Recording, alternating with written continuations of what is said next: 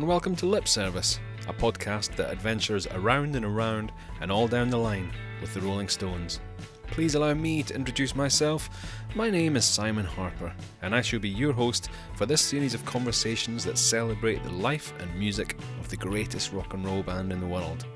We've got sights and sounds and marvels to delight your eyes and ears, so join us as we journey down the road a piece, from Dartford days to Hackney Diamonds and beyond, exploring the songs and stories from along the way with friends and special guests. Today's guest is Chuck Leavell, legendary keyboardist, longtime musical director for the Rolling Stones, and one of the most respected players in rock and roll. Chuck's story winds through some of the most iconic chapters in American music. As a teenager in the 60s, he immersed himself in the thriving southern music scene, even hanging outside the famed Muscle Shoals Studios in the hope of being invited into sessions.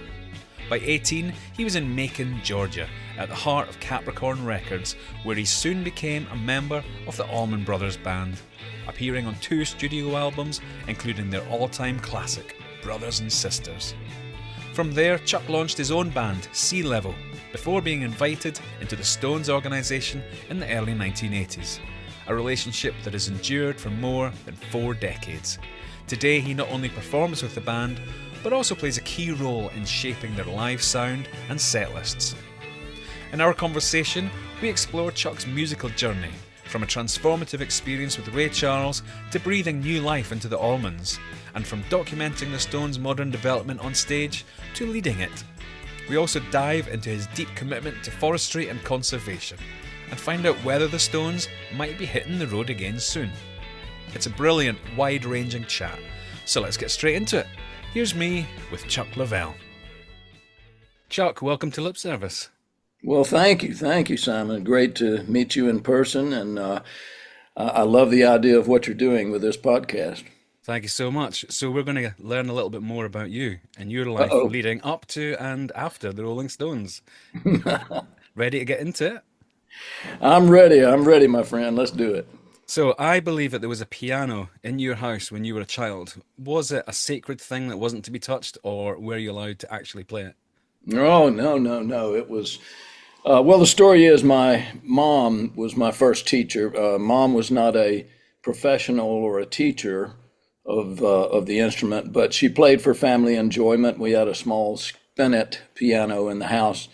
And you see, my siblings are so much older than I. My brother's 14 years my elder, and my sister 5 years older than me. And so oftentimes when I was very young, 5, 6 years old, they're off in school, my dad's out working, and it's just me and mom in the house. So I'd tug on her skirt and ask her to play me something, and I was just fascinated watching her hands going up and down the keyboard and listening to the beautiful sounds that came out of that box. And she would get me up there on the stool sometimes and show me very simple things, and sometimes leave me to my own resources. She was always very encouraging. She might say something like, well, Chuck, I've got to go over here and do some work, but why don't you get on the stool? You can work on something I've showed you, some little melodies or triad chords, or maybe you could just make something up. You know, it doesn't matter. Just have fun. I'll be listening, but I've got to go do my work. So that was the scene when I was very, very young. And that set the stage, if you will, for me to to fall in love with the instrument. And, she never pressured me. She never pushed me too hard. She just encouraged me, And so it was later on, obviously, when I got a little older and my cousin played guitar and taught me some things on the guitar. I got interested in music in general. You had the wonderful indigenous music of the South, which included country, rhythm and blues, and soul, and gospel music. And of course, then here comes British invasion. So by the time I was 13, I started my first band. I played both guitar and keyboards. And we had a steady job at the YMCA every Friday night, which was very cool. And so we would rehearse during the week, and Mom would let us move the furniture around in her living room, and we would set up the instruments and the amps and listen to what the hit of the week, or two or three songs a week maybe. and learn those and perform them on the Friday night. And then after about 6, 8 months of this, the first television station came to Tuscaloosa. Tuscaloosa, Alabama is where I grew up and where all this was happening. And the first television station came, and they wanted to emulate Dick Clark's American Bandstand show, but on a local level. So they hired us, and of course they very cleverly called it Tuscaloosa Bandstand. Yeah. And we played on Saturday mornings, 30-minute television program. So I guess the point is that it became professional for me at a pretty young age, 13, 14 years old. And also we had a discipline of practicing and learning new songs. And, from there, I just kind of stuck with it. On the TV show, was it hits of the day, basically? Were you just learning what was sort of current? Yes, it was basically hits of the day, the top 10, top 5, whatever. And again, I was playing both guitar and keyboards, but shifting over more and more to keyboards at the time. And you'll appreciate this. Of course, this is way back in, 67 maybe. And there was no technology, right? And so they would make out these placards, and they would write out, like, the guitar player's name was Ronnie. And if his solo might have come up, and while he's playing his solo, they would have this placard and hold it up to the camera that said, "Gut Pluckin' Ronnie." And they might have something, if I had a solo or if I was singing, "Go get 'em, Chuck." I wish so much that we had evidence of those shows. Unfortunately, this was early on in the days when money was very tight for those kind of new stations, and they did record those things, but they needed to reuse the tape, in order to save money. And so, unfortunately, there's no recordings of that. I suppose after the Beatles, music might have seemed more of a decent career option for someone who's so young. Were your parents happy with you pursuing music? Well, they were always wanting me to not neglect academic studies, and I was a fair student. I wasn't a brilliant student, but I was a good B plus student. So I had a pretty good balance, I would say, between the schoolwork I had to do and then the music that I got to play. So it was a fortunate beginning, very fortunate. You said that you had a life-changing experience when you were 13 years old. You got to see Ray Charles live in concert. Was that an epiphany moment? What did you feel in that moment? It was definitely an epiphany. My sister Judy, that I mentioned, 5 years my elder, had a date to go see Ray at the Tuscaloosa Coliseum. And my parents had some other function to go to, and they didn't really want me to be home alone. So they asked my sister if she would take me to the Ray Charles concert. And I was already playing music, I was already very interested in that. And I was familiar with him because we had that wonderful record, Modern Sounds in Country and Western Music. Yeah, it's great. In our house. And my parents, would play that record. And I was fascinated with his voice and fascinated with the fact that here's a black guy doing a country record at the time. That was pretty amazing. And so anyway, I went to the concert with my sister, and it was just such a powerful event, man. Ray was Ray, and he was absolutely amazing, but it was more than just that. It was the Raylettes, great singers. You had Billy Preston in the band at the time playing Hammond B3, and Ray gave him a spot where he could come out front and sing, and he did a dance, as I recall, as well. But then also Fathead Newman on sax, and the small horn section that Ray had. And it was just such a cool presentation, man. It just, really moved me. And so when I left there, it was like, yeah, if I could ever be in a band, not necessarily like that, but ever be in a band that moved people like that just moved me, that would be a goal to search for. So that was an epiphany, a turning point, and I guess maybe at that juncture I really started thinking about music as a profession and as a goal, as a something to do for the rest of my life. And was there a specific moment when you wanted to decide to focus on the piano? That came gradually. We had guitar players in the band that I was working with at the time that I mentioned. The Misfits was the name of the band, Misfitz. We thought the Z made it cool, you know.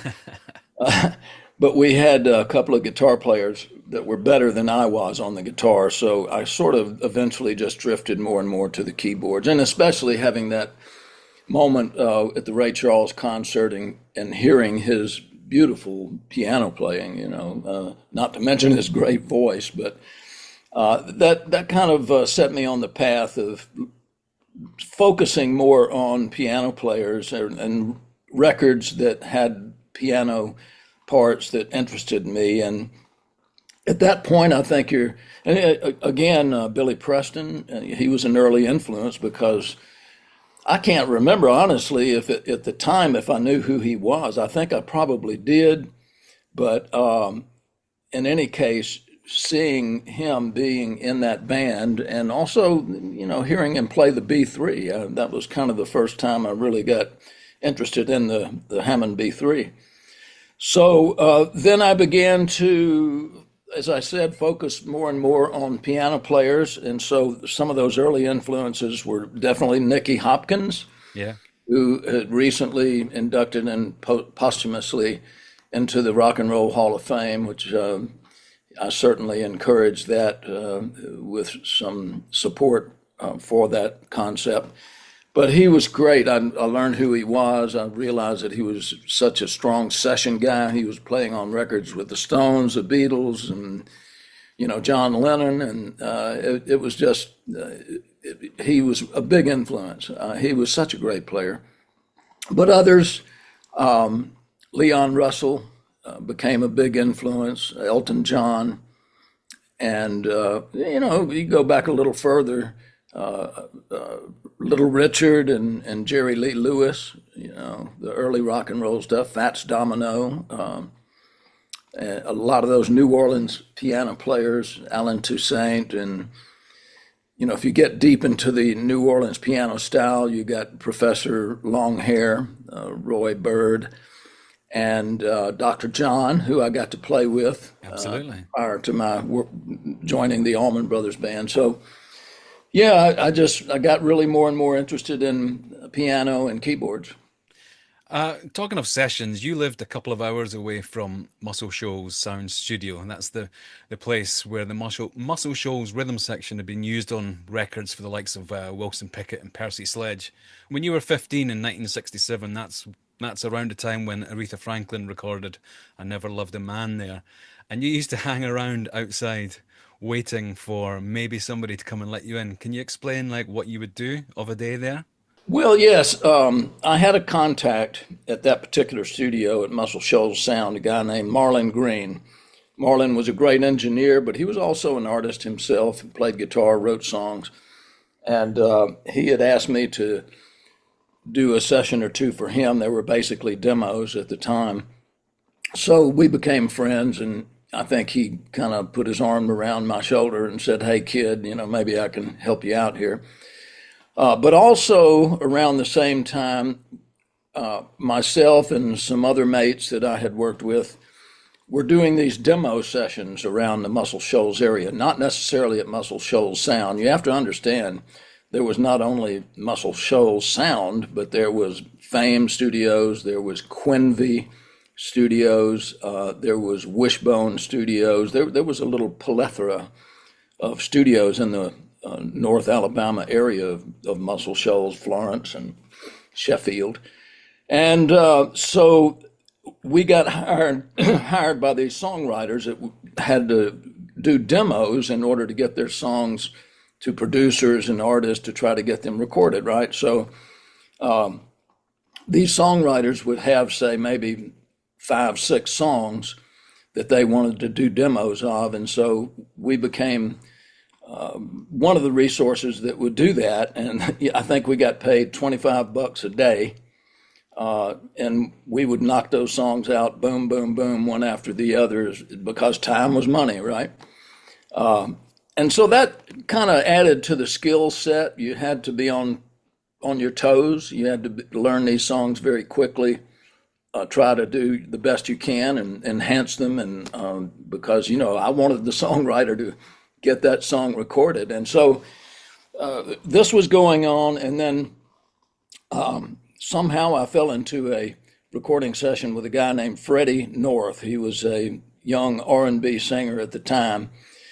And he had a song called Don't Take Her, She's All I've Got, which later became a big hit in the country idiom with Johnny Paycheck. But we were the first ones to record that song, and it was done in a R&B soul fashion. And lo and behold, it came out as a single, and lo and behold, it was a hit, a regional hit. It wasn't a huge national hit, but that was the first time I heard myself on the radio. Was astounded. Wow, that's me, man. That's my Hammond B3 on that song. So that kind of set me on fire as well and made me want to, push and do more and more. But back to your story with Marlon would say, well, Chuck, we got a recording session today, and it's a closed session. The Muscle Shoals Sound was a very small studio. There was no big hangout area, and so you had to be respectful. You didn't want to just bust in on the artist or the producers and all that, the musicians. So Marlon would say, well, listen, man, if you kind of just come hang outside the door or sit in the car or walk around the parking lot, we'll have a break at some point, and we'll open that door and you can come in, and I'll try to introduce you a little bit, and maybe there might even be the opportunity for you to sit down at the piano and just tinkle around and let people hear you. So that's the way that went. I'm not sure it really led to any major gigs, but it did at least get my name known around those circles. And by 18, you'd moved to Macon, Georgia, and you were working at Capricorn Records, more in the producer role. Is that right? Well, no, a bit of a story, but let's go back to some Allman Brothers history. Before there was an Allman Brothers Band, way back, there was the Allman Joys. That was Greg and Dwayne and a couple other guys. And the Allman Joys used to play a place in Tuscaloosa called the Fort Brandon Armory. And they had a little Chitlin circuit that they did as well. There was another armory in Birmingham they would play, and they played around in Florida. And, they were becoming very serious musicians. I guess at the time, Greg and Dwayne might have been, I'm guessing, 18, 19 years old. And myself and some other mates that were into playing music went to hear them for the first time and were just blown away. Wow, who are these guys? Good heavens, they dressed really cool. They looked great. They had the long hair and they just had the look. But they could play and they could sing. They had great harmonies. And so Allman Joys never really quite got off the ground, but what happened is they morphed into a band called the Hourglass that got befriended by Bill McEwen, who was managing the Nitty Gritty Dirt Band. Somehow they met in St. Louis, and Bill was blown away, and he said, you guys need to come to California. You got to come to California. I'll help you get a record deal. So they went out there and they eventually signed a deal with Liberty Records, and they did 2 albums as the Hourglass. Now, one of the members of the Hourglass was a guy named Paul Hornsby. Paul played some Hammond B3, and he also played guitar. And this, by the way, a little bit of interesting history, Paul and Dwayne, as far as I know, were one of the very first 2 guitar players to start doing the harmony guitar thing, finding specific parts and much like what the Allman Brothers became famous for later when it was Dickie and Dwayne. But anyway, Paul was a great guy, and he was an Alabamian. And so eventually the Hourglass broke up, and everybody but Greg came back east. And Paul was one of those that came back east. And Paul, being an Alabamian, somehow settled in Tuscaloosa. And so we became friends, and he was very much a mentor for me and helped me out. And we had a band called the South Camp. He was also one of the first guys to encourage me to sing. But he also showed me, because he was quite a good Hammond B3 player, he showed me a lot of licks and tricks on the instrument, as well as the piano.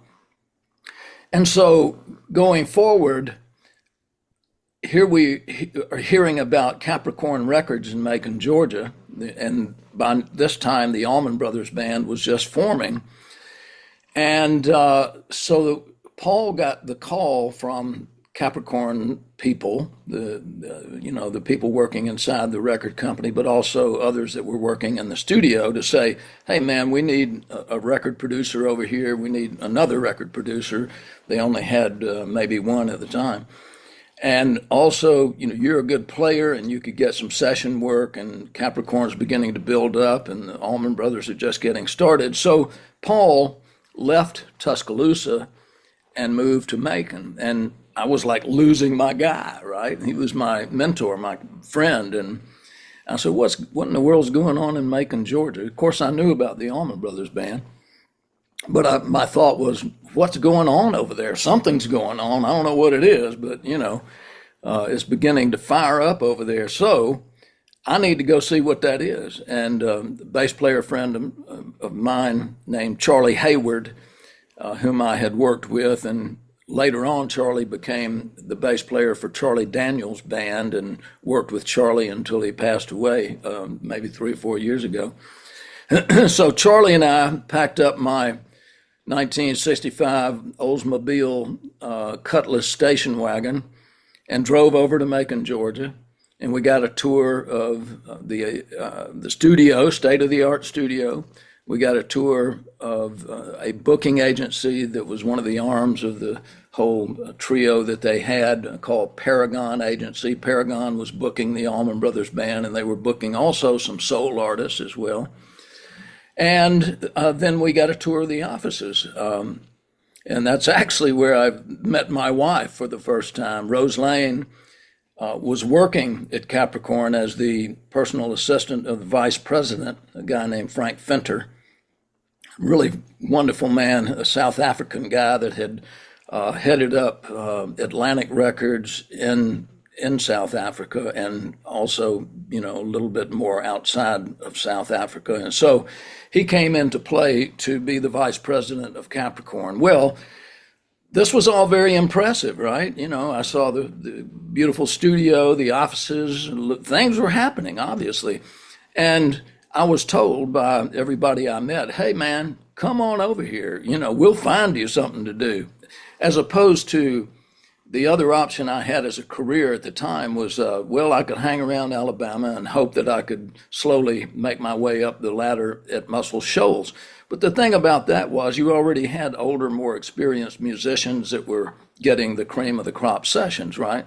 Barry Beckett, who was a fabulous piano player and played on all those records that the Swampers recorded with various artists.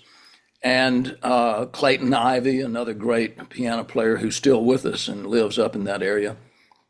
And so my thought was, if I could bust into Muscle Shoals, it's probably going to take me 10 years, because these other guys, they've already got it going on, right? But in Macon, they were looking for artists. They were like, get on over here. We'll find you something to do. So that looked like an opportunity to me. So Charlie and I, Charlie Hayward, my friend that rode with me, went back to Tuscaloosa, kind of regrouped, and then I moved over. The first time we went to that studio at Capricorn was 1969.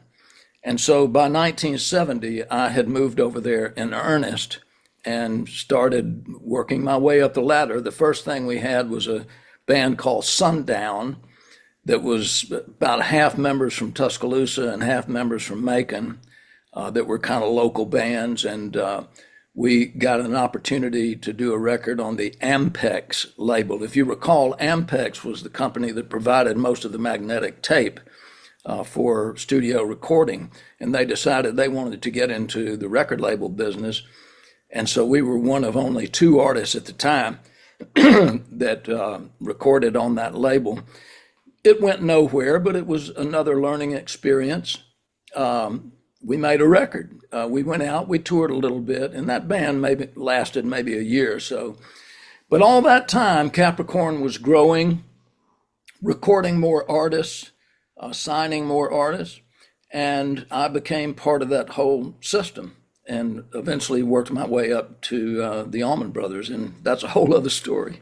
Well, let's get into that then. So the abridged version of you joining the Allmans, I believe, is that you mentioned Dr. John earlier. You were playing with Dr. John. I think Greg Allman saw you with Dr. John, got you into play on his debut solo album, Laid Back, and then those sessions got you into jamming with the Allmans, which eventually got you into the band. That's the short story, right? It is, but to fill in some blanks, you have to appreciate that Dwayne, who was the undisputed leader not only of the Allman Brothers Band, but really of Southern music. I mean, everybody revered Dwayne. He had made a name for himself as a session musician. He'd played on records with Wilson Pickett, with Aretha Franklin, and Herbie Mann, and all these. His career is, in such a short time, maybe 2.5 years, he played on all these incredible records and just, made a big name for himself. And so we all looked up to Dwayne. Well, he had this motorcycle accident in 1971, November, and died. And so what's going on? The leader of the Allman Brothers Band and the leader of kind of the Capricorn roster, if you will, and somebody that we all looked up to suddenly passes away. And it was a very tough time, sad, people very, very sad and confused, and how do we go from here kind of thing. Well, the brothers had obligations to do some touring for, they had signed contracts for some gigs. And so there was a lot of talk about, are they going to replace Dwayne? Well, you don't replace Dwayne, right? So what happened is they went out as a 5-piece band with no replacement. Now that put a lot of pressure on Dickie Betts as a guitar player, because Dickie had to learn all those slide parts that Dwayne was known for, and Dickie'd never really played slide that much. Tremendous amount of pressure on him. But the point is, the band goes out as a 5-piece band to fulfill these obligations, and it was quite a long time. I think it was maybe 7, 8, maybe even 9 months of work. Well, they came back to Macon after all of that. You can imagine they were mentally exhausted. They'd lost Dwayne. They had to go out and fulfill those obligations, but they loved music, and they knew that Dwayne would be upset if they didn't go out and continue as the Allman Brothers Band. And so they did this. They came back to Macon, as I said, mentally exhausted, physically exhausted. They needed a break. Greg wanted to do a solo album, and that's where I got called in. So as we were recording the Laid Back record, obviously with a different set of musicians outside the Allman Brothers Band, things were going very, very well. Greg was happy. We were happy. It was a great opportunity. The record was sounding good. And then after, I don't know, maybe a month or less of the process of working on that record, the rest of the guys kind of would come down to the studio. They were looking for something to do, They were hanging out in Macon, and they didn't want to just sit at home. So they came down, and these casual jam sessions began to happen after we were doing Greg's work. And when the session was done, maybe we'd record a couple of songs, and then the guys would come in, Dickie Betts, Butch Trucks, J-Mo, Barry Oakley, and of course Greg was already there. And me being already in place doing these recording sessions for Dwayne, I just kind of stayed in the room and started jamming with these guys. And as this process went on, I got some looks from the guys in the band, wow, this sounds kind of cool. Who's this kid over here on the keyboard? They knew who I was, but we had never really interacted. We'd never played together or anything like that. So it was just sort of a happy accident. But after a couple of weeks of this, I get a call from Phil Walden, who is the founder of Capricorn Records and who managed the Allman Brothers Band. I want you to come to my office. I want to see you in my office. And I thought, well, my God, what did I do wrong?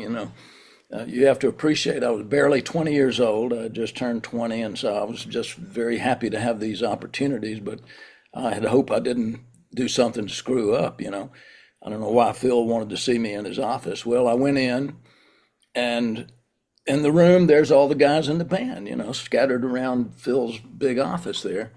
And I'm looking around saying, what is this going on here? And pleasantries were passed on, and then the shoe dropped. And Phil said, listen, I'm speaking on behalf of the band now. The guys feel like these jam sessions have gone really, really well.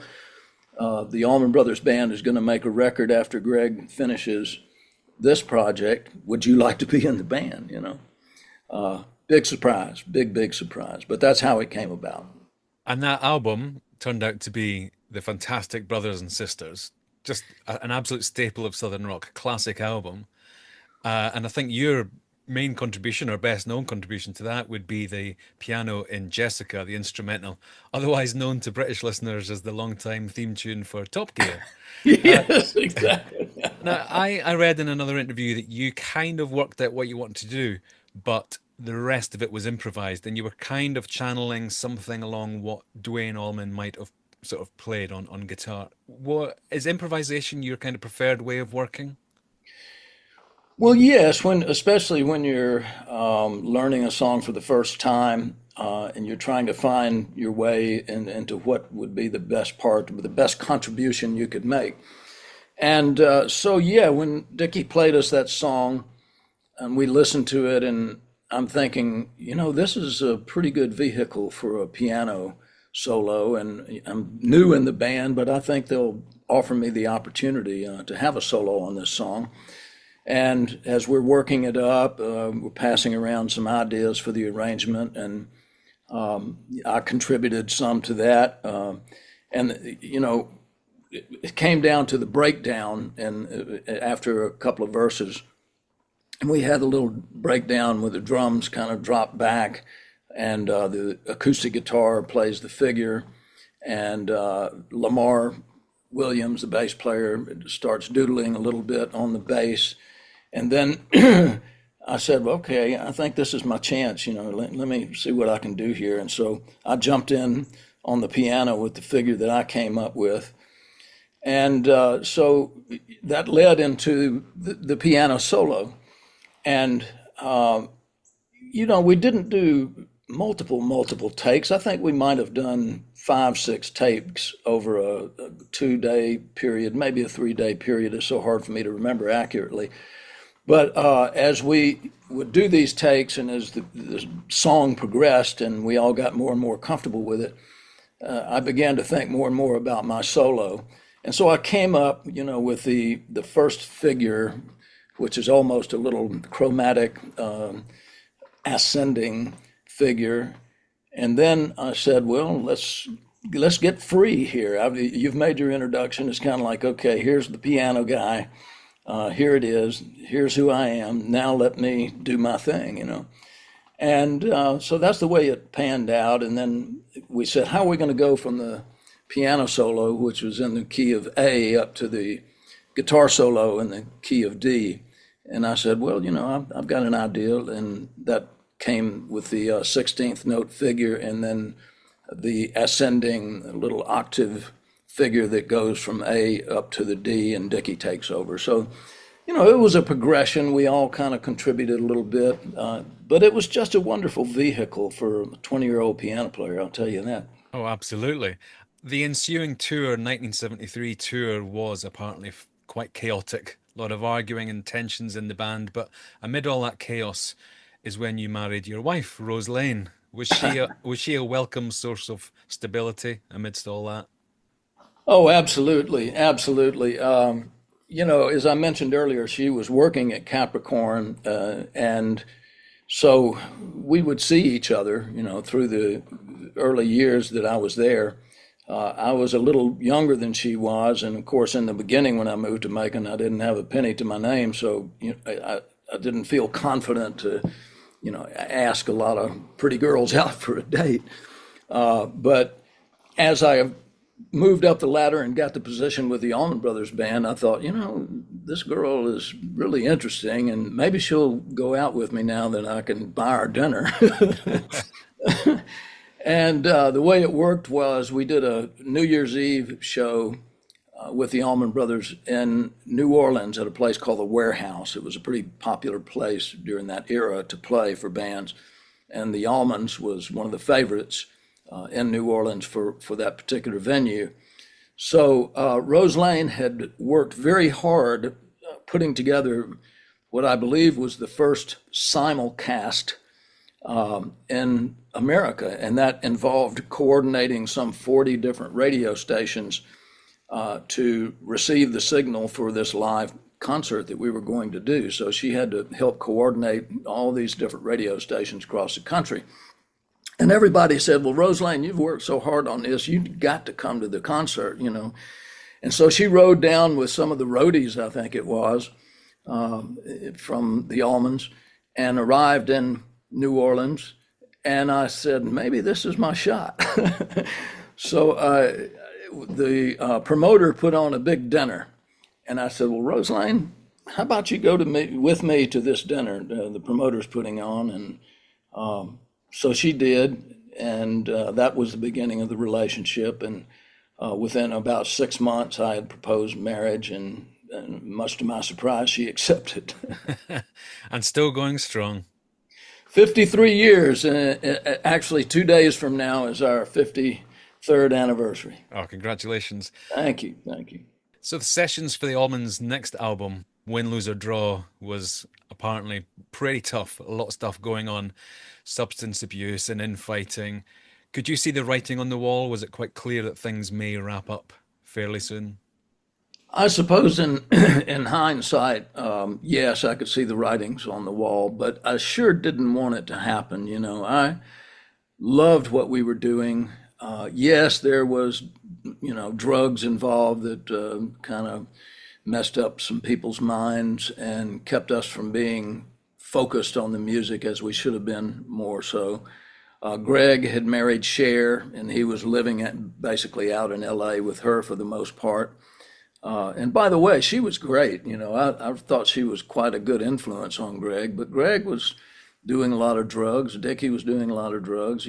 Some of us were doing a little bit, but there was some that were doing a lot. So that became an influence. And with this semi-separation of Greg living out in LA and not with the band as he normally would be if he was in Macon, yes, there was dissension. There was, I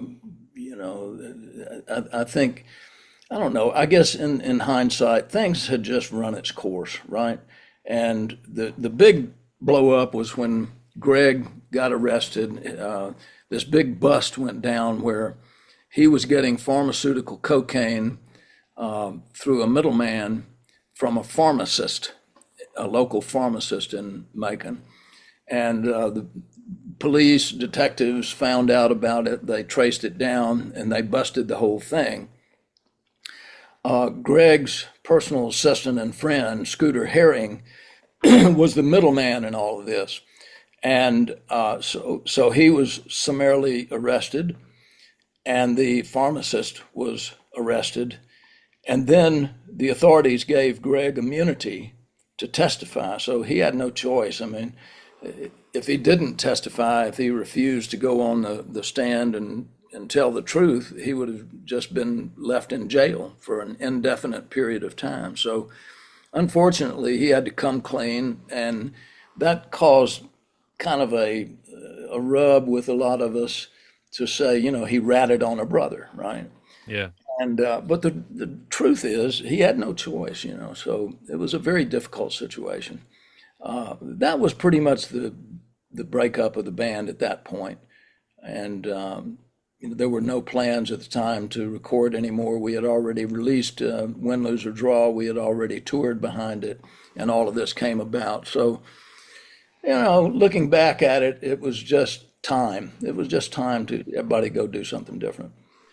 And you went on to form Sea Level.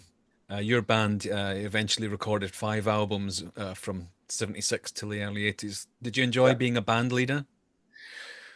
Well, to be honest, no. When I got to work with George Harrison and we got into conversations, George, one of the comments that he made during the conversations was, Chuck, I just wanted to be in the band. And I felt the same way. I really just wanted to be in a band. I wanted to contribute, but I didn't want to be the out front guy.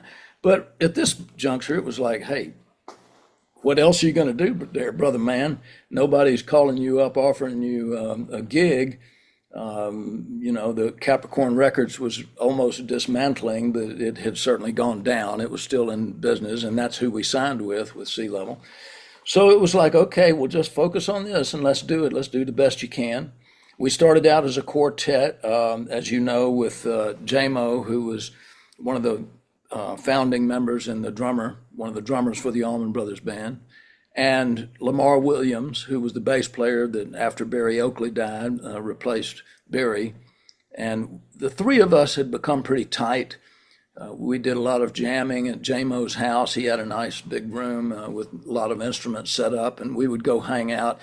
And Jay turned us on a good bit to jazz. He had us listening to Miles Davis, to Chick Corea, to Cannonball Adderley, just all this huge array of different jazz musicians.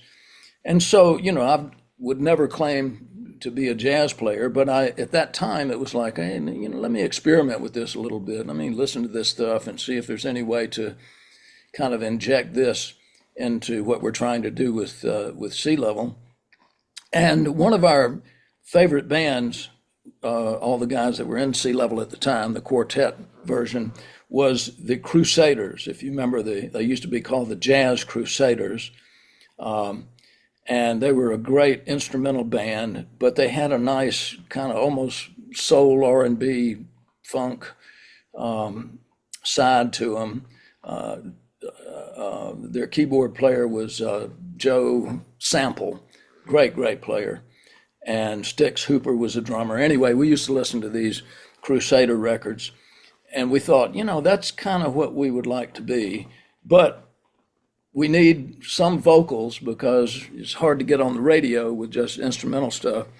And so, okay, I'll volunteer my services. I'm never going to be as good a vocalist as Greg Allman or some of these others that I've worked with, but It was kind of, forced into the position of doing it. So I did the best I could, Simon. It sounds great, so you should be happy. Well, I appreciate that. And then as time went on with the band, I felt like I needed some support with another songwriter. And also I wanted to hear a bigger sound than just a quartet. And so my friend Randall Bramlett came into play, and he brought in Davis Causey, the guitar player that had worked with him quite a lot, and they had co-written a lot of songs together. And by the way, for any of your listeners out there that don't know who Randall Bramlett is, boy, oh boy, you better look him up. He's absolutely phenomenal. He's just progressed better and better and better, and he's probably got 12 records out at this juncture, maybe even more. An amazing musician. We remain to be very, very good friends. We play together as often as possible. He's got his own solo career going. But anyway, Randall came into Sea Level and was there for the rest of the tenure. So I guess he was on, 5 of 6 records. And Davis as well. And I think the band really matured at that point. I remember one of the best gigs we did, I think it was 1977, Montreux Jazz Festival. We were invited to play the Montreux Jazz Festival, which was a big, big deal for us because we knew of the festival and, we had had mild success. We were selling maybe 250, 300,000 records a pop, which is ain't not bad, right? And so we had this fabulous show. Fortunately, it was recorded, and recently I was able to uncover the tapes. And we're gonna. It's just nice to know that that's preserved and that it's out there for. I'm not sure it's for public consumption because it's owned by the Montreux Festival, but hopefully something might come out eventually of that performance. Great. So after Sea Level ended, you were sort of between gigs when I believe a phone call came to your house. Unbeknownst to you, the great promoter Bill Graham, who was working for the Stones at the time, had recommended you, being a fan of the Allman Brothers, to the Stones. They phone the house, Rose Lane answers, tells you that the Rolling Stones want to see you. I mean, you're a child of the British invasion, you'd said. What are you feeling at that point when you're thinking, wow, the Rolling Stones want me? What did they mean to you at that point? Well, it was such a shock because at that particular time, I really didn't have much going on at all. Sea Level had broken up. I had a little trio that we were kind of messing around a little bit locally in Macon, and we'd go to Savannah. There was a club in Savannah we might play, but it was just nothing. It was going nowhere, right? And Rosalane had inherited some land from her grandmother, and I had become very fascinated with the possibility of living on a farm, of being close to the outdoors. And I had started studying forestry at the time and became enamored with all of this, Rosalane gets this call from the Bill Graham office, Mick Double, who was working for Bill at the time. And he said, is Chuck there? And Rosalane said, well, no, he's not here at the moment. And he said, well, we just want you to know that the Rolling Stones are looking for Chuck for an audition. And I came home somewhat despondent, thinking musical careers, maybe it's not dead, but it ain't really going that great. And was talking to Rosalane about my feelings about this. And, she listened patiently and then said, well, that's interesting, but the Stones just called you. The who? The Stones, the Rolling Stones, Chuck. I said, oh, honey, don't pull my leg. I don't need that right now. I'm already confused and not sure what's going on. Chuck, the Rolling Stones are calling you. Here's the number. Go to the phone and call it. And lo and behold, I left a message. I got some woman on the phone that was, I guess, taking calls for the organization. And within a few hours, Ian Stewart called me and said, yes, it's true, and we'd like for you to be up here. And at the time, I had this little trio I told you about, and we had a gig on the weekend. I mean, this was like a Thursday or something.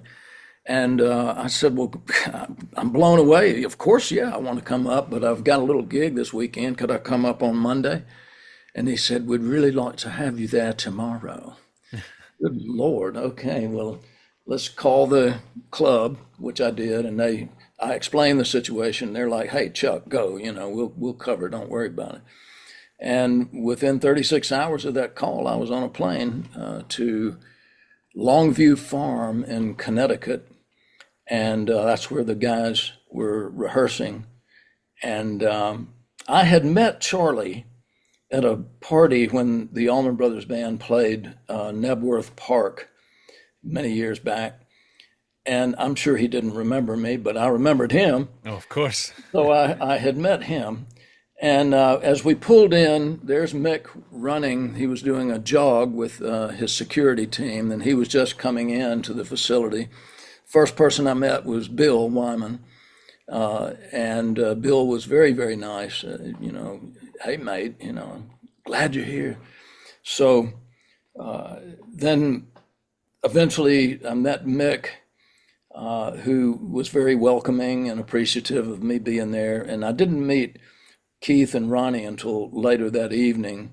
They were playing pool, and I said, well, I got to go meet these guys, right? I got to go figure out who they are and let them figure out who I am. And they were very cordial, but there was a little bit of, I don't know what the word is, a skepticism, I think, on their part, at least. And I think that probably emanated because, of course, Ian McClagan had done the last tour, had done some session work with the band. And of course, Mac was very, very close to Ronnie. Yeah, They had played from the together in the Faces. Faces. So there was a little bit of politics right there, and I think Ronnie kind of wanted Mac to stay around, which is indeed what eventually happened. But in any case, we started playing that evening very late. And as I recall, we did some Chuck Berry songs to warm up. They had just released Tattoo You. I barely had a chance to listen to some of the material. But, one of the things I thought about, Simon, was, dang, Chuck, when you had the Misfits back in 1967, you were playing these songs. So the early Stone songs, that is, not the new ones. But look, you're comfortable playing this stuff. Just, they put their pants on just like you do. Have fun. Whatever happens, it's a great opportunity. You get the gig or you don't. You get to play with the Stones. Yeah. You know. And So they kept me there for an extra couple of days, and I thought this is a good sign. But when I got back home, phone didn't ring. Time went by, wondering what was going on. Finally, Stu calls me, Ian Stewart, and he said, "Chuck, everybody liked you. Everybody, you did great. But the decision is to keep Mac on for this tour." And yeah, I was disappointed, of course, but okay. Hey, listen, we had a great experience. I think the relationship has at least started, right? Then, as they were on tour, middle of the tour, this would have been 1981. They came and did an unannounced show at the Fox Theater in Atlanta, and I think the marquee might have said the Bulldogs on the marquee, and I think word got out by midday anyway that it was the Stones playing. And so I'm at home knowing that this was going to happen, and Stu calls me and he says, "We're going to be in your backyard. Would you like to come have a bit of a bash?" Well, okay then.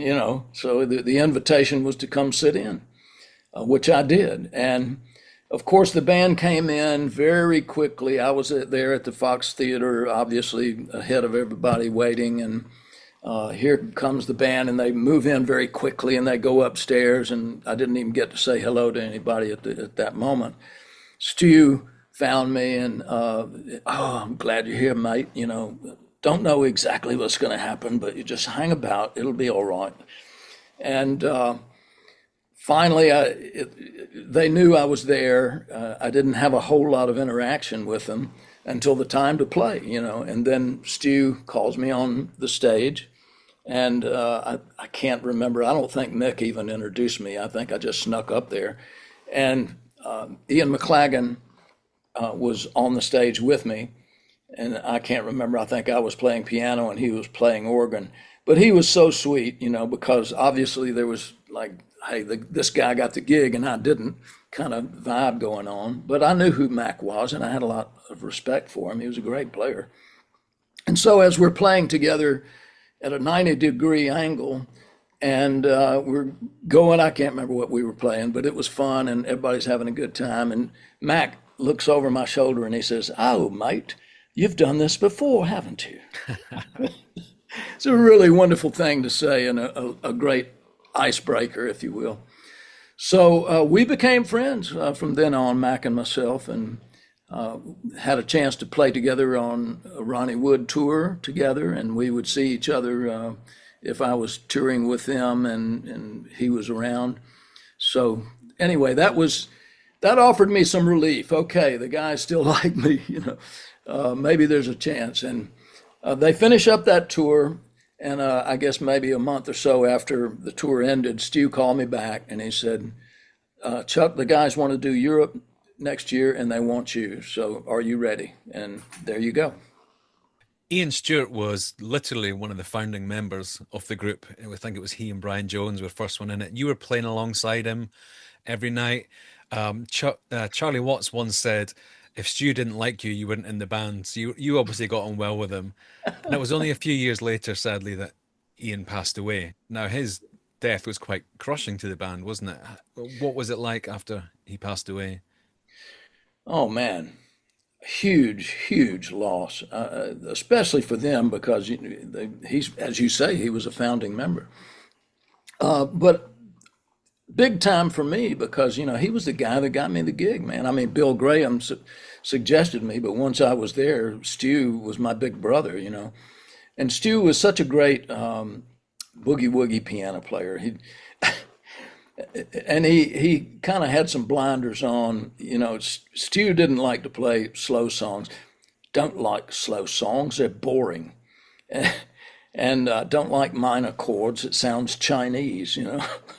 He was such a unique player. But boy, if it was rock and roll or something that he liked, he loved playing, and he was such a great player. Well, in that European tour, when we came to London, and we were there for, I don't know, maybe, I can't remember how many shows there was, but we were there for like a week or so.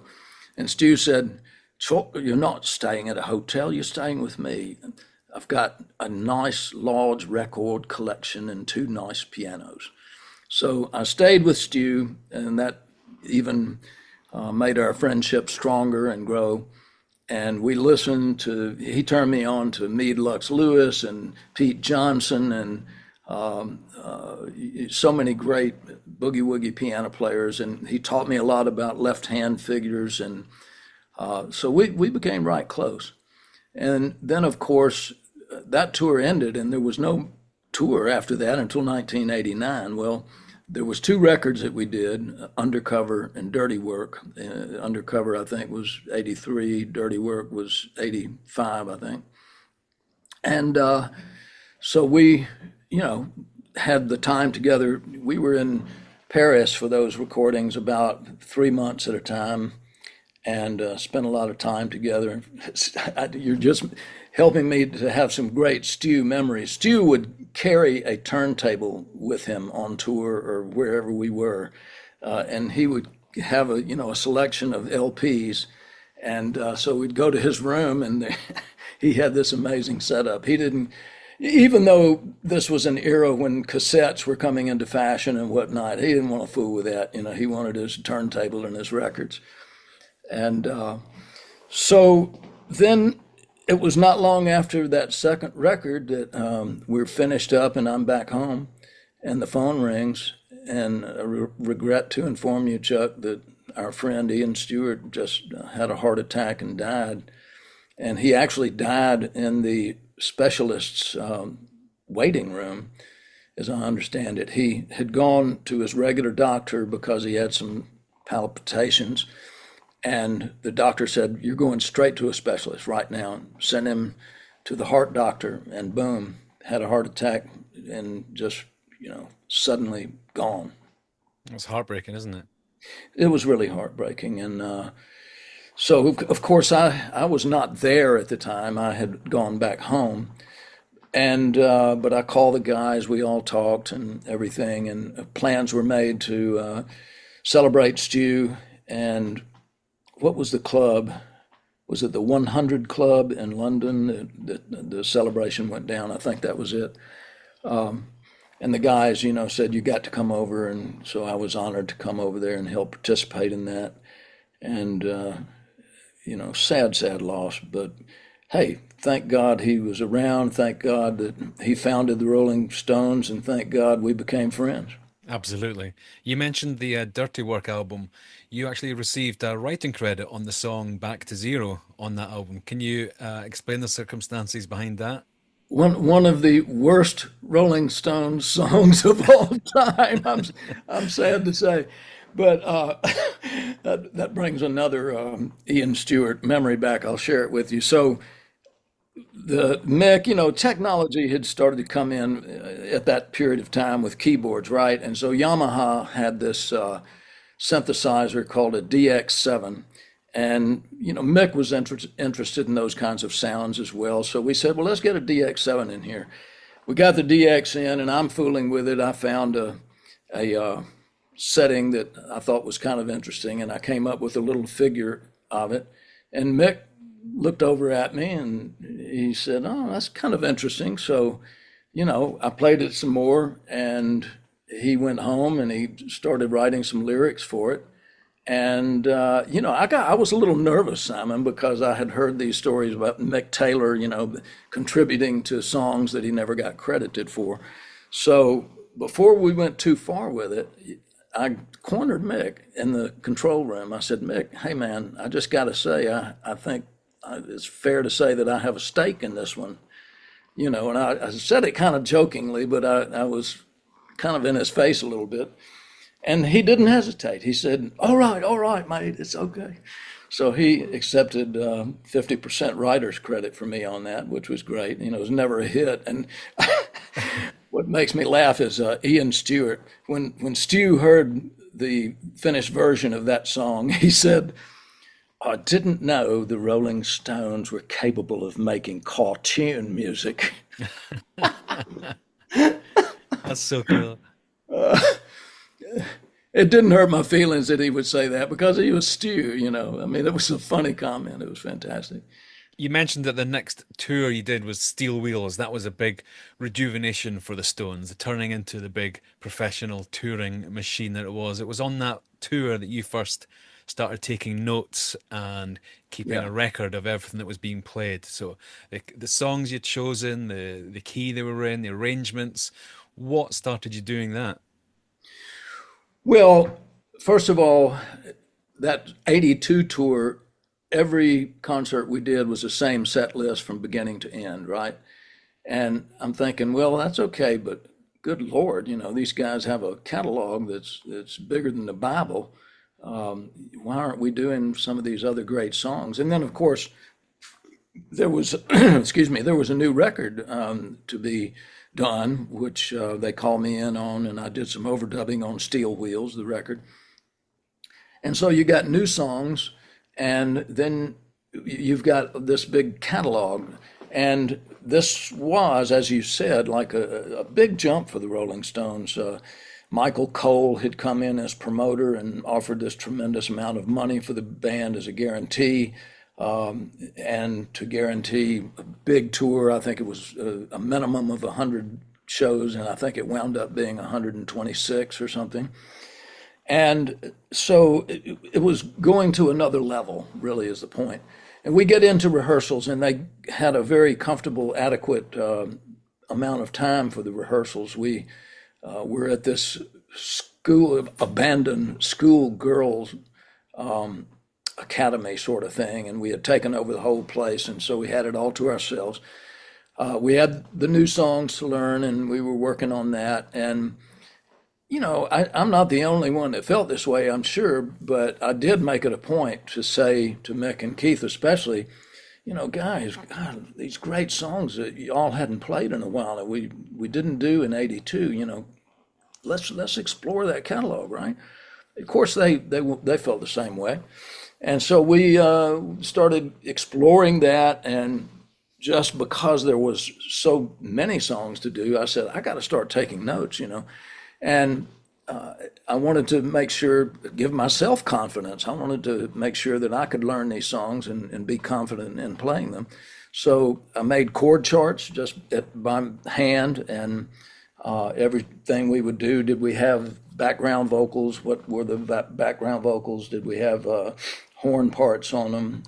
What were the horn parts? And did we change the arrangement for any reason? And so, I did this quietly. I wasn't saying, hey, guys, look what I'm doing. They didn't know that I was doing this, but I was doing it. The guy that was my technician at the time, Andy Topeka, brilliant guy, unfortunately no longer with us, but Andy saw me doing this, and he said, hey, man, you just got all this loose leaf hanging around, all these notes. Why don't you let me help you organize them? I said, well, sure, man. So he went out and bought a notebook and the plastic sheeting, and he alphabetized everything. And that was the beginning of the notebooks. And then as time went on, during that tour, as time went on beyond that, other tours, I kept the process up, And the result at present is two big notebooks of mostly handwritten notes and chord charts. And they're great references, with I would imagine those guys have something like 300 songs or Yeah. more, right? And so it's a great reference. If we hadn't played even the cover songs, right? Harlem Shuffle and those kinds of things, I made notes on. And so they're wonderful references, and that kind of got to a point where Mick would say, "Well, Chuck, how did we do this arrangement on this song?" And well, I'll look it up, So they kind of started, depending on me a little bit for those purposes, and helping to remember arrangements and helping to organize if we had rehearsals or sound checks and that kind of thing. And that's led to you now, well, up to now, you're involved with the set lists, right? You're the first one to draft them. It goes to Mick, goes to the band. What's the process there? Well, it did lead to that, I would say, around the Voodoo Lounge tour, which was the tour after the Steel Wheels tour.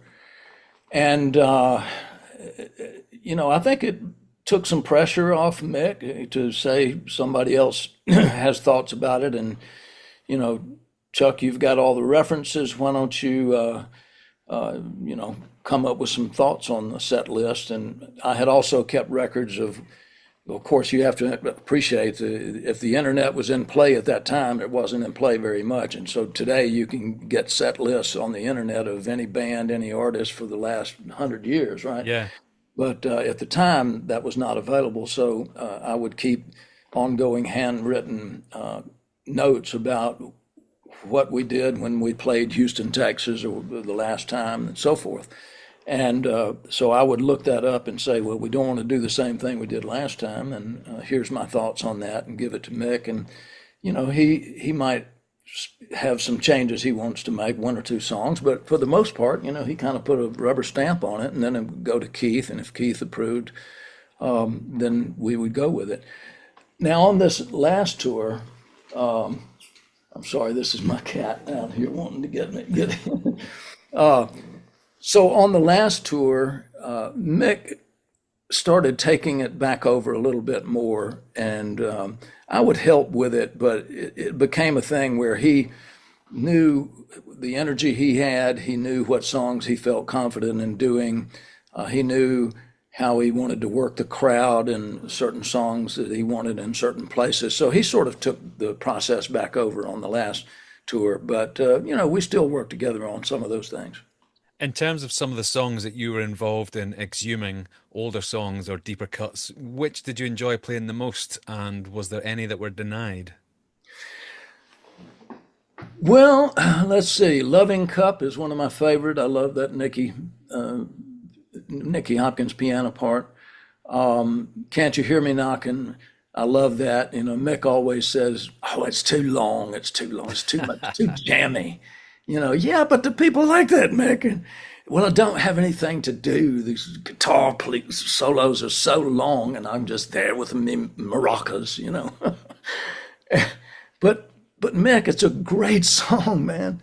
So I'll argue with him about those things. Those are a couple of my favorites. Some of the ones that jumped out that were not my ideas that I thought were amazing was She Smiled Sweetly. Yeah, from Between Talk the about it. Buttons. That's a deep, deep track, man. And I didn't even know that song existed until I think it was Keith that brought it up. And immediately I did a chart on it, I'm trying, I'd have to look at the big list to tell you more, but those are some examples. I love those songs. Oh man, what other songs? It's such a balancing act, Simon, because you think about this. You're going to have hardcore fans that are coming to see the Stones for the 10th, 15th, 20th time. And you're going to have fans that have followed the band and maybe they've seen them once 15 years ago. And you're going to have fans that are there for the very first time. And so, how can you not play Satisfaction? How can you not play Start Me Up? How can you not play Can't Always Get What You Want? How can you not play Jumpin' Jack Flash? And so it's almost obligatory. You know, somebody's going to walk out disappointed if you leave songs like that out. The hardcores would say, well, it doesn't matter. You know, to heck with those. We hear them all the time. You know, play a set of nothing but the weird stuff. You know? But it has to be a balancing act. You know, you're performing in front of 55, 65,000 people, big production. And so in my opinion, I think we all work very, very hard to achieve that balance. And that's not easy. It's not easy. And you're not going to be able to do a 5-hour set with the Rolling Stones. Okay. You know, Bruce Springsteen may do that. McCartney may do a 3-hour set.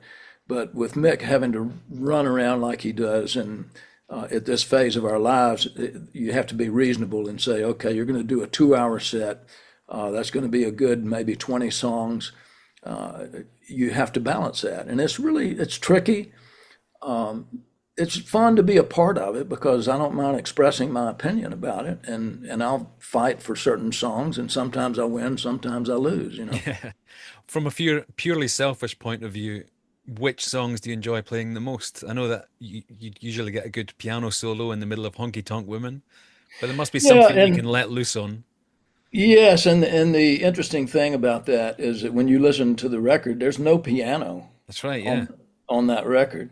It's cowbell and guitars and the vocals and horns, right?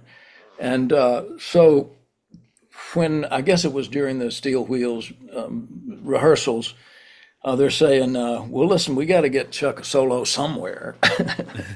You know, it's a guitar band. I'm often reminded by Keith Richards that this is a guitar band. Okay, so, but you know, they had enough respect to say, "Hey, we got to give Chuck some kind of feature." So, Honky Tonk became my feature, and it's been that way ever since Steel Wheels tour, and I love that. You know, every time we do that song, people go crazy. All the women want to be the honky tonk woman. All the guys want to be with the honky tonk woman.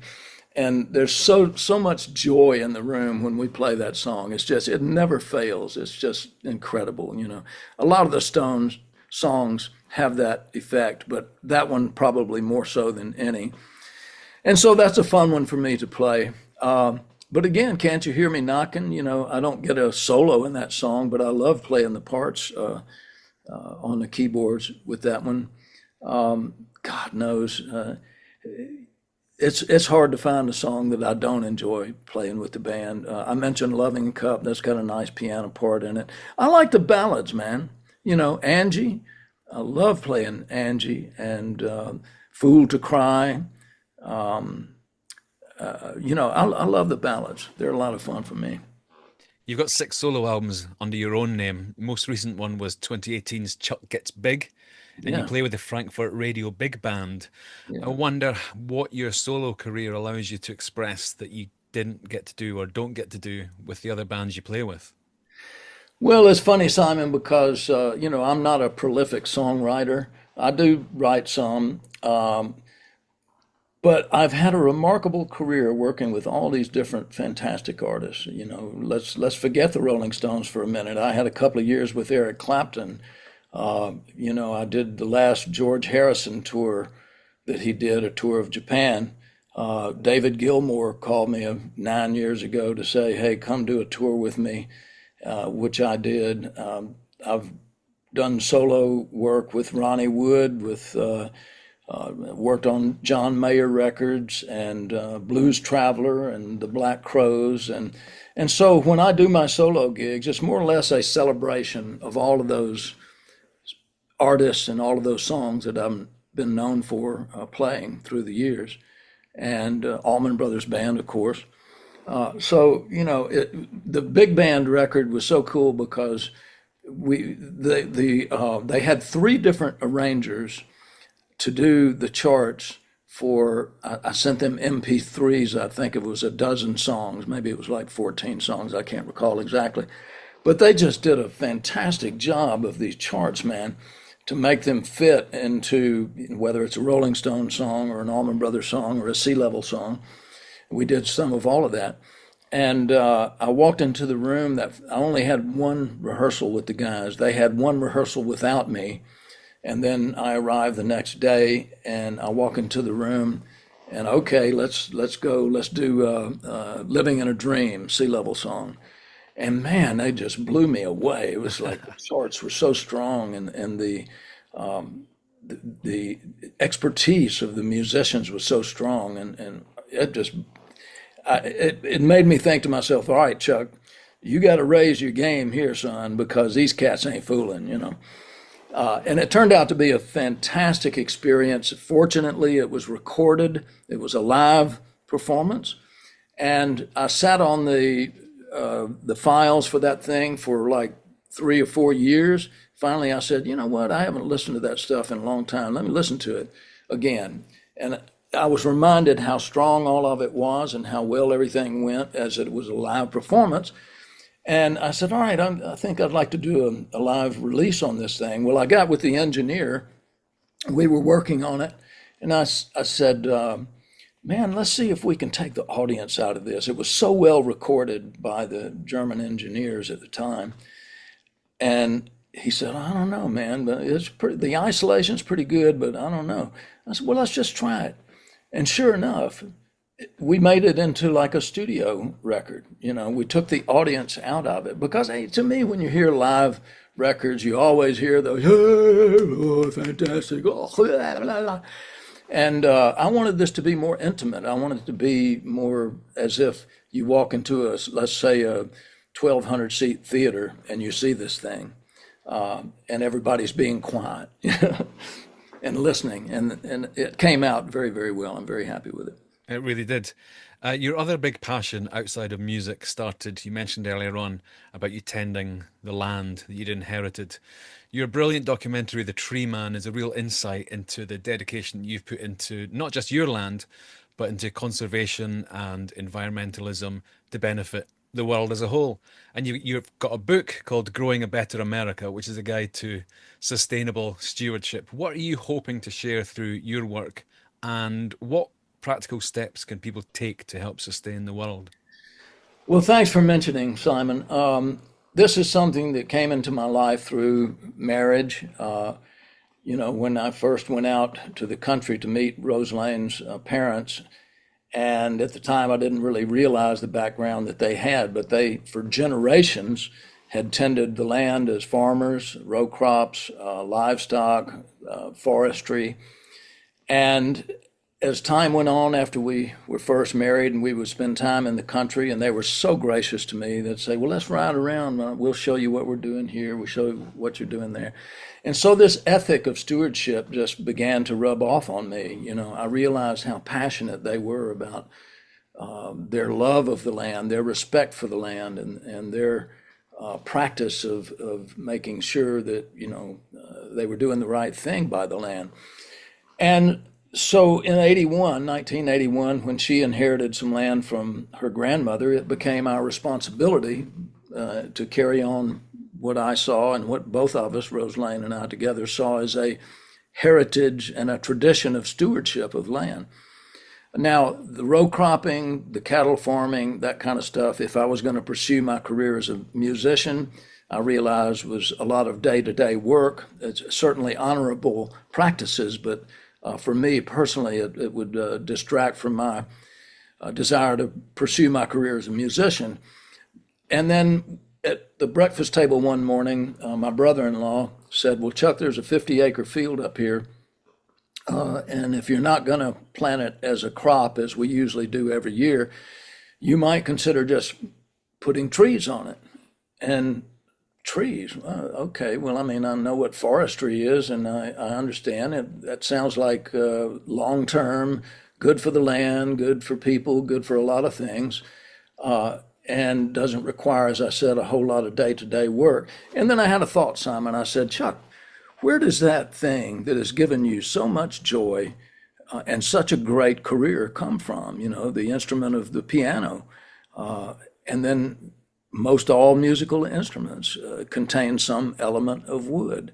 The vast majority of instruments contain some element of wood.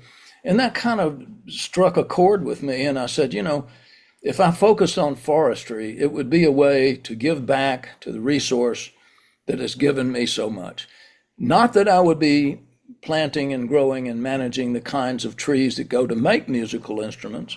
That wasn't the point. But as a resource as a whole, it would be a way of me giving back. And we had the land, we wanted to do the right thing with the land, and that became obviously the right thing for us to focus on. So I began a educational journey. I went to the library, I checked out books on land use, forestry, wildlife, biodiversity. I went to other landowners and asked questions. I went to government sources, which quite frankly were pretty good, booklets and pamphlets you could get. And then I finally enrolled in a correspondence course that was offered by the Georgia Forestry Association in conjunction with the Extension Service. And it was a really nice little course. Took me about 3 or 4 months to get through it. I was traveling with the fabulous Thunderbirds at the time. I was working with those guys. I would do the homework in the bus or in the hotel when I could. And granted, that's not like going to 4 years of forestry school at a university, but it gave me a lot of great basic information, and it gave me confidence to say, I can do this. And that's how we started. We started planting the open areas in mostly pines, which is the indigenous tree for the most part here in the Southeast.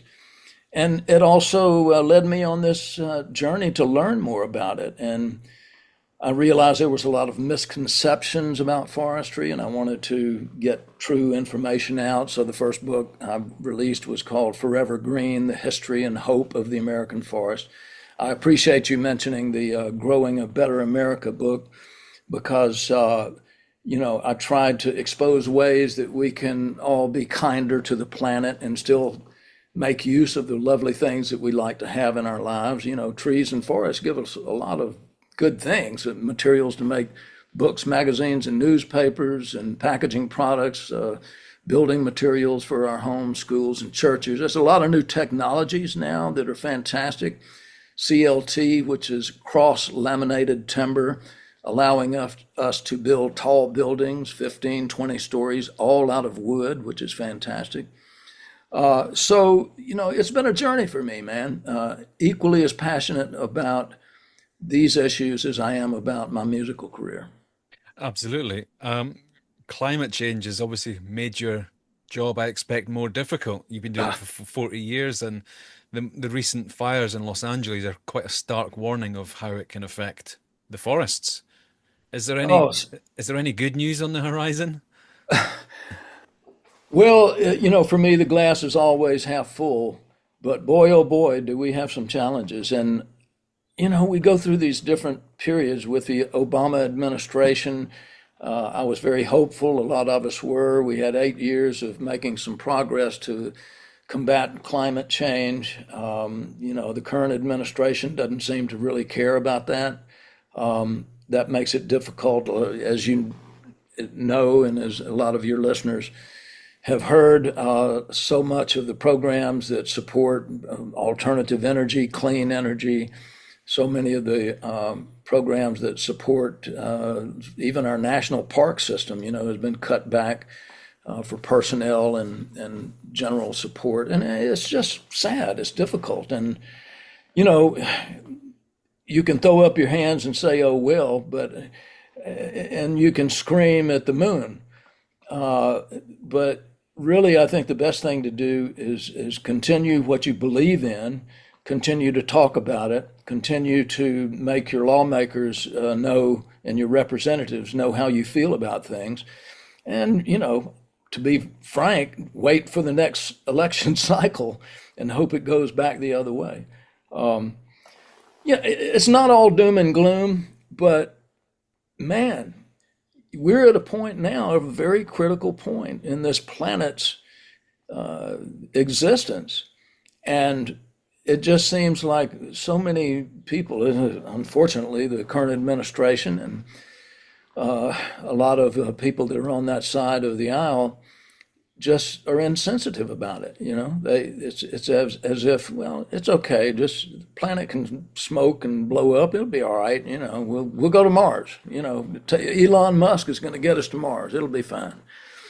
Well, I don't believe that's true. I do believe we need to go to Mars or to colonize some other planet because I do believe at some point we probably are going to burn up this thing. But in the meantime, those of us that love this place and that love the outdoors and loves trees and forests and loves endangered species and species that are not endangered, and just love wildlife and biodiversity. David Attenborough is my hero, man. Yeah. I've watched every program he's ever done, and he needs to be the president of the United States, as far as I'm concerned. If he was, I think would be okay. But look, we're gonna continue to do the best we know how. That's all I know to do. Life as a touring musician obviously means lots of traveling. Are you aware of your carbon footprint and looking at efforts to make it more sustainable? Yes, I am. And through the years and decades, there's been a few programs that I was involved in. One was called Future Forests, where the University of Edinburgh would do a carbon audit of any given tour, or for that matter, sports events or any kind of situation that brought large amounts of people together and that did cause a carbon footprint. And they would do this audit and they would come up with, okay, to offset your tour, you could plant X amount of acreage in forests. And they would find the areas to do this. Scotland was one, as I recall. Parts of Africa was another one. And I'm not sure that program exists anymore. I don't think it does, to be honest with you. But I thought it was a brilliant program. And when you see certain like-minded artists like Bonnie Raitt, Sheryl Crow, Jack Johnson, Jackson Brown, James Taylor, other artists that have concerns about these things and that either contribute personally or as a band, as an organization to causes that can help combat climate change. I think that's a good thing, and I try to engage in those things. And as an advocate, right? The fact that I do these books, and I have a television program called America's Forests. We've shot 13 episodes of that program. It's a 30-minute program. That program continues. We've done it basically in a state-by-state fashion. So we've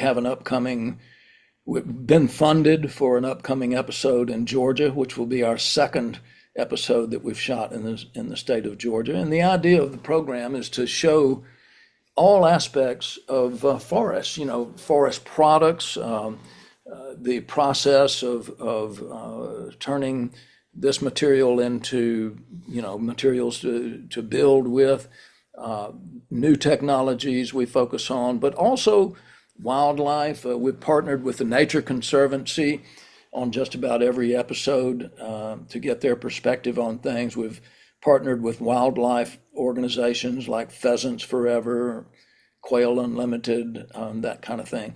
So, my personal journey is to try to act as an advocate, to do these programs, the television program, to do these books, to help get the word out about what options people do have.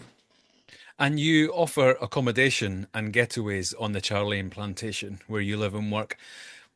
People get to come and join in and help on the land. What percentage of these people just want to come and speak to you about the almonds and the stones? A very large percentage. I imagine. And I don't mind that. I tell people it's like bringing the audience to me, right? I don't have to go anywhere. I'm at home. I've got the piano in our lodge.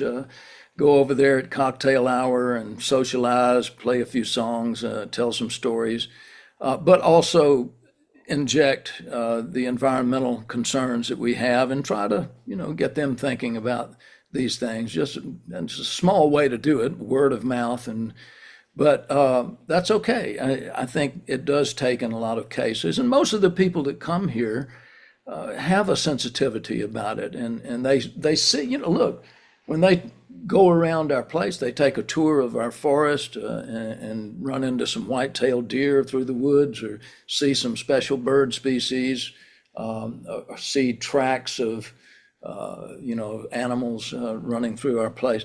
They get it. I think it helps them to understand that environmentalism is a good thing, and we need to be careful how we treat our planet, how we treat our country here.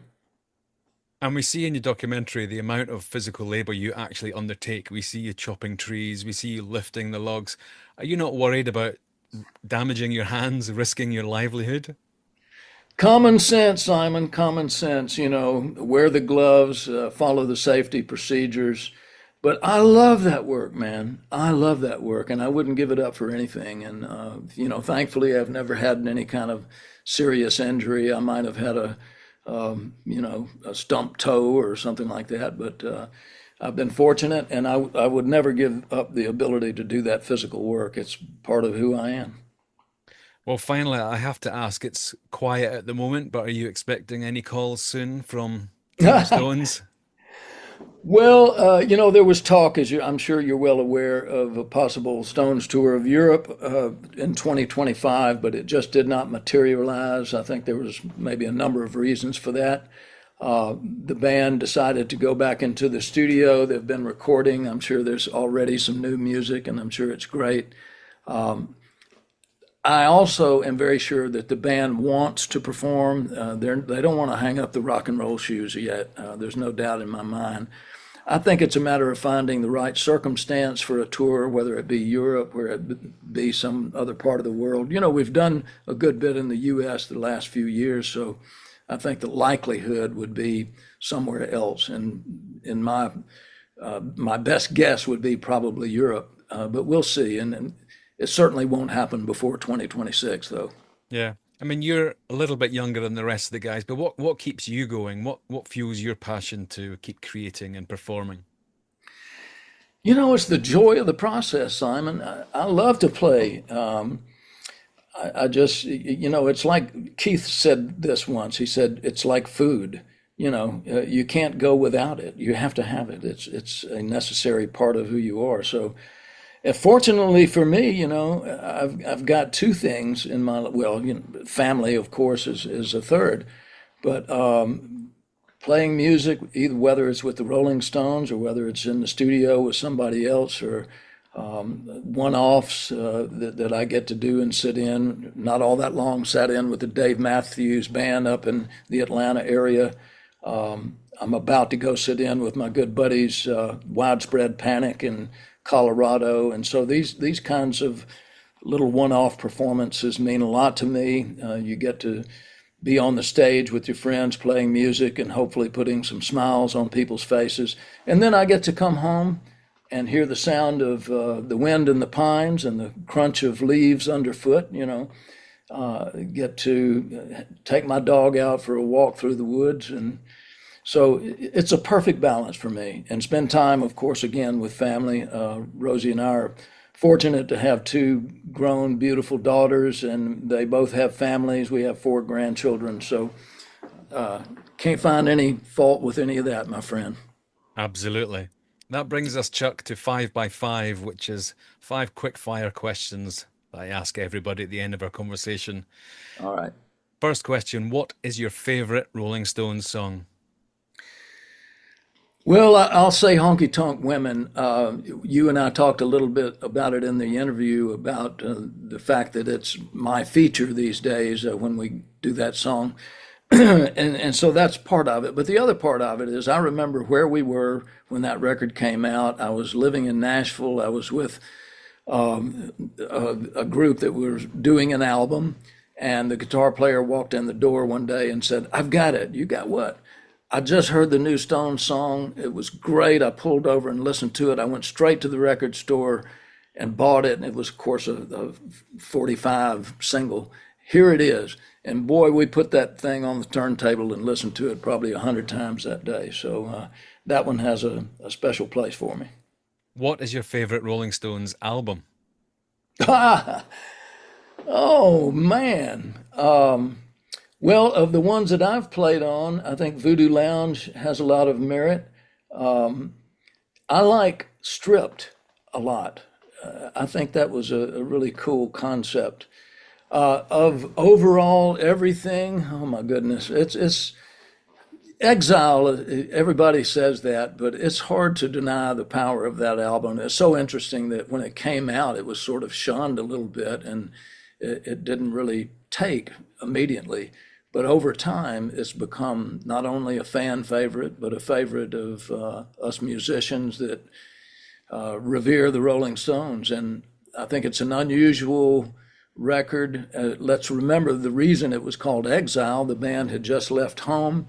They're getting out of the UK for tax purposes and moving for the most part to France, and recording at Nelcott with a remote recording outfit, and the results are extraordinary.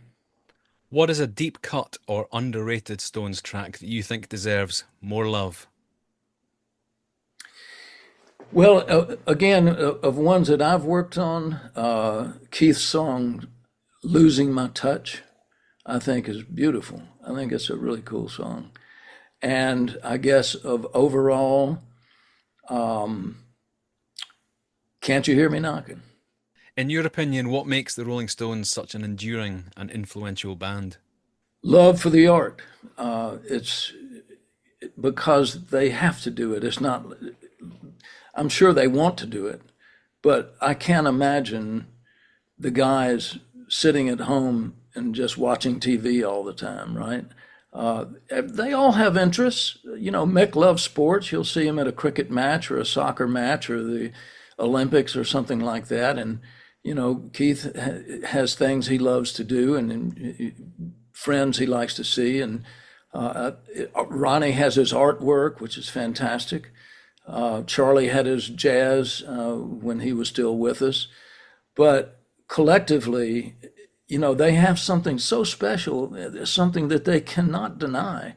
And it would be a travesty to deny that. It would be, and so the answer is it's impossible to deny it, and they all realize it.